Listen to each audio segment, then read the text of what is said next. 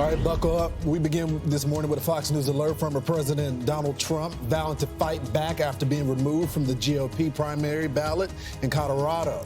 The state Supreme Court ruling that Trump violated the 14th Amendment of the Constitution because of January the 6th. The Colorado Supreme Court confirmed that the district court got it right, that he did engage in insurrection. I think Section 3 of the 14th Amendment has to apply to the presidency, because if not, it's a get-out-of-jail-free card. Literally, Jack Smith, who would charge Donald Trump with absolutely everything, including jaywalking if he could get away with it, didn't even charge Donald Trump or most of the rioters on January 6th with insurrection.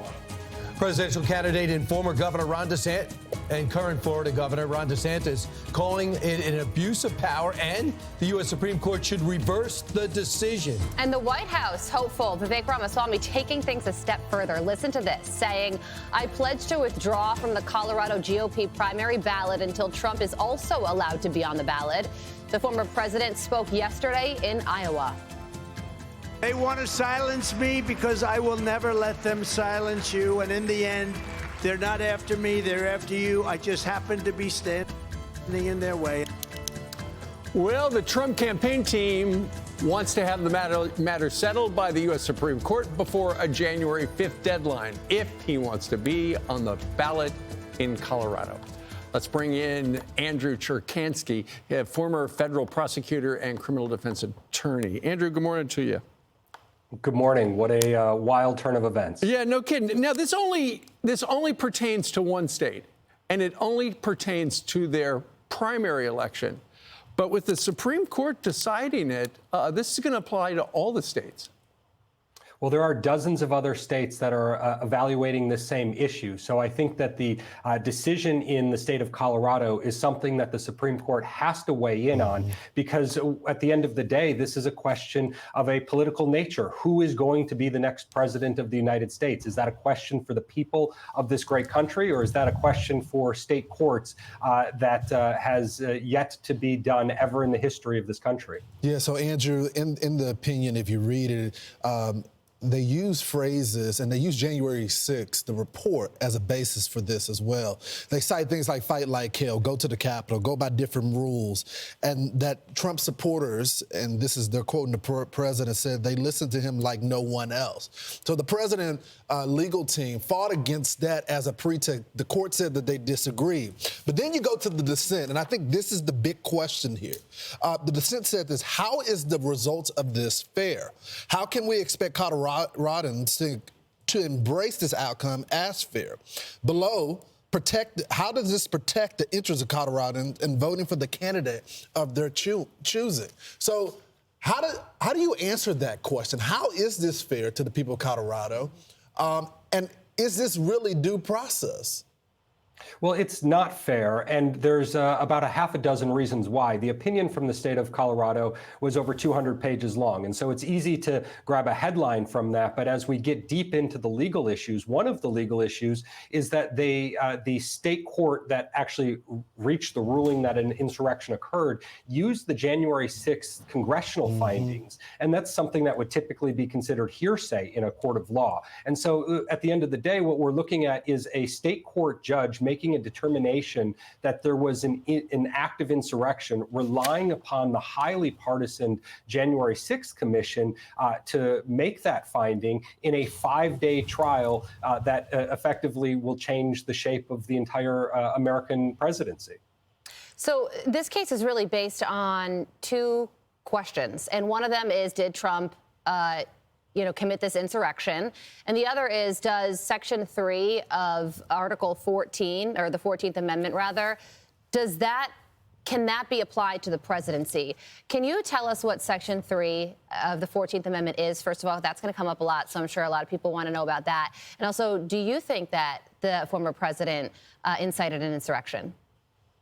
Well, so the idea of Section 3 of the 14th Amendment is a clause that was put in after the Civil War. And we have to remember what that means. The Civil War, where hundreds of thousands of Americans took up arms against each other, trying to create two separate nations here. That's the notion of insurrection at the time that that clause was written into the Constitution.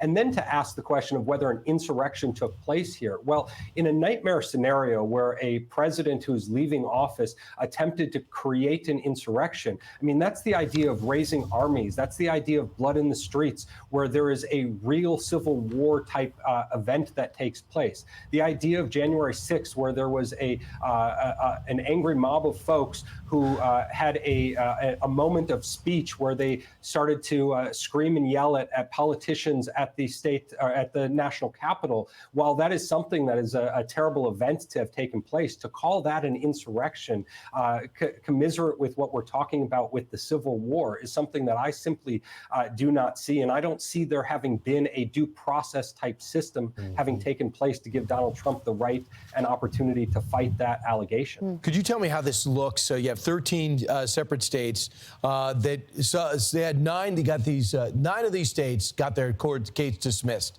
not valid. We're going to move on. Now, there's 13 other states that are looking to do the same thing as Colorado.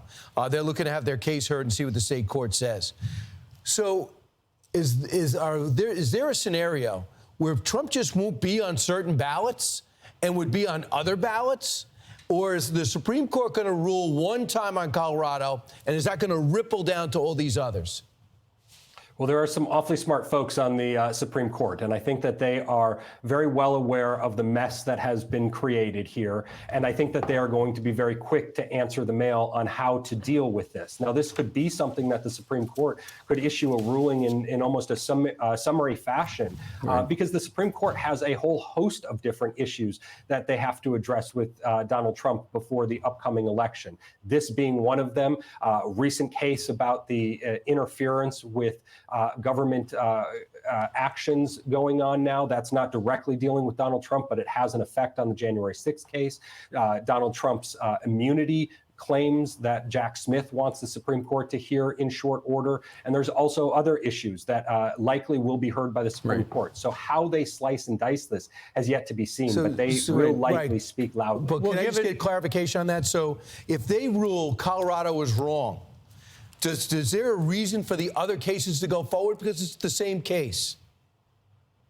Well, that's an interesting question, because how the Supreme Court addresses this and how they approach it could have an impact on all of these cases. For example, the question of immunity. Is President Trump immune from allegations of insurrection because it's connected to his time in office? Or are they simply going to make a decision that the Colorado Supreme Court didn't approach this appropriately, that the finding of insurrection wasn't done using appropriate due process mechanisms? So many different ways for the Supreme Court to approach this, and some of them could essentially quash all of the prosecutions that are going on. Yeah, I just think it's interesting. Justice Samora ends it with this and his dissent. Even if we're convinced that a candidate has committed horrible acts in the past, dare I say engaged in insurrection, there must be procedural due process before we can declare that an individual is disqualified from holding public office. Procedural due process is one of the aspects of American democracy that sets this country apart. Democrats have run on democracy for about 2 years now. How can they say they're for democracy and not give a candidate an opportunity to make his case in court before they take him off the ballot? Well, it seems like their complaint about January 6th was that there was an interference with the democratic process. But yet here we are interfering with the democratic process. The people of this great country are able to speak through their votes. They're able to make their decisions about what happened on January 6th, as well as throughout the course of President Trump's prior presidency and his prior actions. Let democracy work, not the courts determine who's going to be on ballots and who's not. I think the American people are well educated to make that decision. And really quickly, before we let you go, it looks like Colorado gave the Supreme Court until January 5th to rule on this case. Is that enough time? And what happens if a ruling doesn't come down until after January 5th? What happens then? Well, the Colorado Supreme Court gave the U.S. Supreme Court until January 5th to effectively take action on this. And so I expect the Supreme Court will accept the case by then and issue a stay by then. And that will effectively keep this on hold until the Supreme Court speaks. Lots to talk about. Andrew Cherkasky. Thanks, Andrew, Andrew. thank you very much for getting up early. Thank you. You bet. I'm Steve Ducey. I'm Brian Kilmeade. And I'm Ainsley Earhart. And click here to subscribe to the Fox News YouTube page to catch our hottest interviews and most compelling analysis.